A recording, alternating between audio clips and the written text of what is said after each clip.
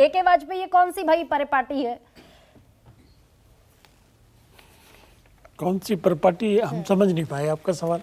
तुहिन सिन्हा कह रहे हैं कि ये सर्वाइवल के लिए एक दूसरे का हाथ थाम कर चल रहे हैं, नफरत का एजेंडा है एक दूसरे के खिलाफ, लेकिन क्योंकि सर्वाइवल का सवाल है, डू और डाई का सवाल है, इसलिए साथ आ गए। तो आपका सर्वाइवल फिर सर्वाइवल क्यों नहीं है? 38 दल, 25 उनमें से ऐसे एक भी लोकसभा का सांसद नहीं। जी जी, हमारा सर्वाइवल भी है, इनका भी सर्वाइवल है। अब सवाल ये है कि देश के लिए कौन सेवा करने में रखता है या अपने स्वार्थ के लिए कौन राजनीति कर रहा है, ये देखना होगा।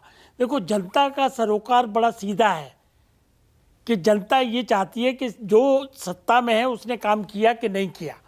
अब जैसे फॉर एग्जांपल बिहार में कौन है? नीतीश बाबू हैं, उससे पहले लालू थे, 15 साल लालू रहे, उसके बाद 17 साल से नीतीश बाबू। कहाँ पहुंचाया बिहार नहीं, तो को? नीतीश बाबू अकेले नहीं थे ना, ए.के. वाजपेयी।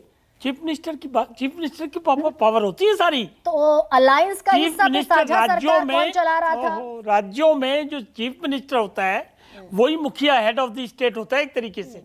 सारे डिसीजन उनके ही लागू होते हैं। जातीय जनगणना का डिसीजन तो सुशील कुमार मोदी ने लिया, वो कह रहे थे, झंडा बुलंद कर रहे थे। कैसे ले लेंगे? अकेले कैबिनेट का डिसीजन होता है। कैबिनेट का ये तो डिसीजन कैबिनेट हुआ, का मुखिया शामिल तो चीफ रही मिनिस्टर ना। होता है। ओहो, बीजेपी तो शामिल थी, अकेले नीतीश कुमार तो मुख्यमंत्री नहीं थे। जातिगत जनगणना में तो सेंटर का नरेंद्र मोदी जी ने बड़ा साफ बयान दिया है कि हमें इससे कोई इनकार नहीं है, और नीतीश बाबू ने खुद आके कहा था जब उनसे मिल के आए थे।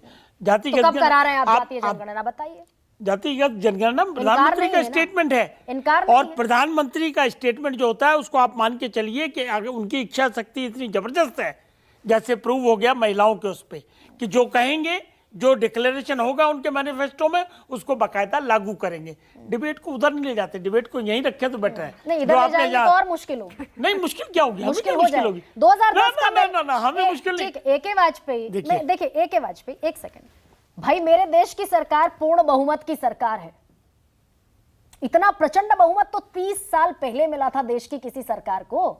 तो आपकी ताकत तो इसमें होती कि आप सारे रिकमेंडेशंस को शामिल करते। तो 2010 का पुराना बिल आप ले आए, और लागू कब होगा ये भी पता नहीं।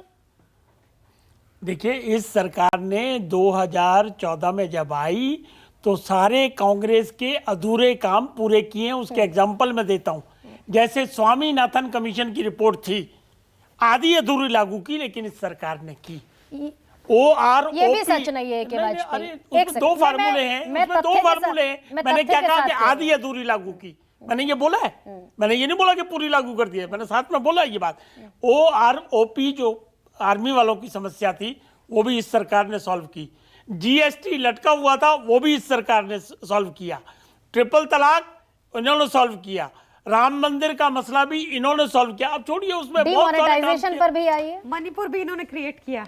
क्रिएट होगा मणिपुर? आपने किया मणिपुर क्रिएट? ये समस्या आपने किया मणिपुर क्रिएट? ये समस्या 1970 से लगातार चली आ रही है। Please, you are more loyal than the king. Solve नहीं करेंगे। करेंगे। ए.के. वाजपेयी, नहीं, एक्सेप्ट का मतलब ठीक है जी। ए.के. वाजपेयी, तो सर्वाइवल का प्रश्न आपके सामने भी है क्या? 38 दलों की बारात आप लेकर चल। हम तो अभी आपने खुद ही कहा, हम दोबारा कह देते 352 है एनडीए के, और खुद के बीजेपी के 303 है, और 14 में 282 थे, 19 में 303 हो गए, और अब के बाद 350 इनके अकेले क्यों हो जाएंगे? तो काय का सर्वाइवल है? और हम सब ने उनको लीडर माना हुआ है, मोदी जी को बकायदा अनडिस्प्यूटेड डिक्लेयर किया हुआ है कि नेक्स्ट कैंडिडेट जो है प्रधानमंत्री के नरेंद्र मोदी हैं, और किसी के लिए कोई वैकेंसी नहीं है। सवाल ये है कि ये क्या कर रहे हैं? जो आपने अपना लेक्चर शुरू किया था, शुरू में संबोधन जो किया था, ये क्या कर रहे हैं? ठीक है।